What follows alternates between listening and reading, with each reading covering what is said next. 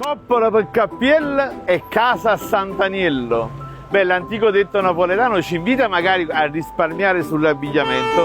Usiamo una coppola, una cuppulella invece del cappello elegante, ma non lesiniamo, non risparmiamo sull'abitazione. Quella deve essere nel luogo migliore, dove l'aria è buona, nel posto più salubre, sull'altura, a Sant'Aniello, ovvero a Sant'Aniello a Caponapoli.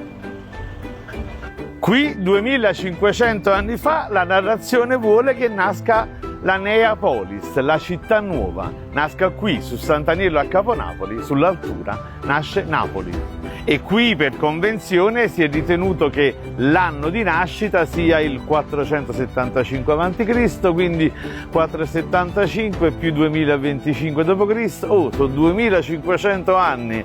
Naturalmente è una convenzione e per convenzione è stata scelta la data del 21 dicembre, che è la data del solstizio d'inverno, una data che ha sempre rappresentato un'occasione di festività per tantissimi popoli della terra. E se c'è una città nuova, una Neapolis, vuol dire che però c'era anche una città vecchia, una Paleopolis, la città nuova e la città vecchia, come il Gesù nuovo o il Gesù vecchio, ecco.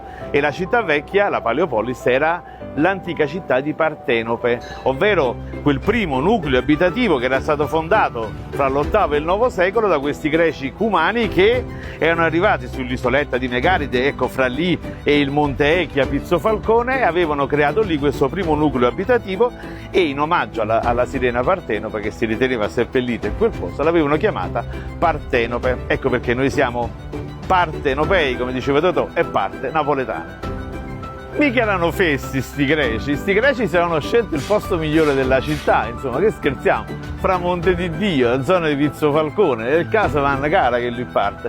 Però poi qualche secolo dopo decisero di rifondare la città nel luogo in cui siamo ora, e queste sono alcune delle mura della fondazione appunto dell'Acropoli, il primo nucleo qui a Sant'Aniello a Caponapoli. Ma la domanda è: ma perché se ne andarono? Ce lo siamo mai chiesti? E io ho sempre fatto diverse ipotesi.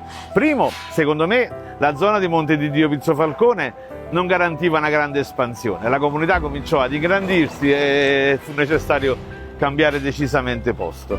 La seconda ipotesi forse che all'interno della comunità si rompette le giarretelle, s'avettero appiccicare, e quindi una frangia di greci decise: basta, mo ce ne andiamo e andiamo a rifondare la città. Un'altra ipotesi è che arrivò una terza comunità di greci, un po' più camurriste, tutto quanto, disse: muove una vita io. Ebbene, allora a questo punto loro furono costretti a rifondare la città su questa altura, qui a Sant'Aniello a Caponapoli.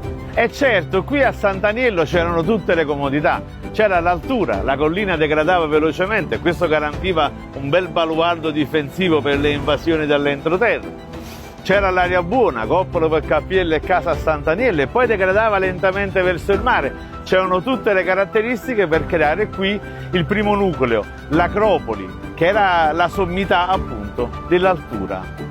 E sull'Acropoli c'erano i templi, qui si svolgevano i riti religiosi, e le mura greche della rifondazione emergono ora dappertutto intorno a noi, anche alle spalle dell'istituto scolastico di Piazza Cavour, che copre la rupe difensiva dall'interno, ma anche all'interno della stessa chiesa di Sant'Aniello a Caponapoli, che è davvero un eccezionale, un mirabile esempio di restauro conservativo. Le mura greche sono proprio al centro della navata. E quindi questo era davvero Caponapoli. Caponapoli in un doppio senso, quindi, in un senso geografico, perché era alla collina, all'altura del centro antico di Napoli, ma lo è anche in senso cronologico, perché è Cape Napoli, il punto d'inizio dove tutto comincia. Beh, qualcuno sicuramente disse: come la chiamiamo questo nuovo insediamento abitativo? Neapolis Barbrut, la nuova città, e diamole un nome. L'altra l'abbiamo chiamata Partenope. Vabbè, per il momento chiamiamola Neapolis, poi decidiamo. Voi sapete che le cose provvisorie sono sempre quelle più definitive, e Neapolis è rimasta Napoli.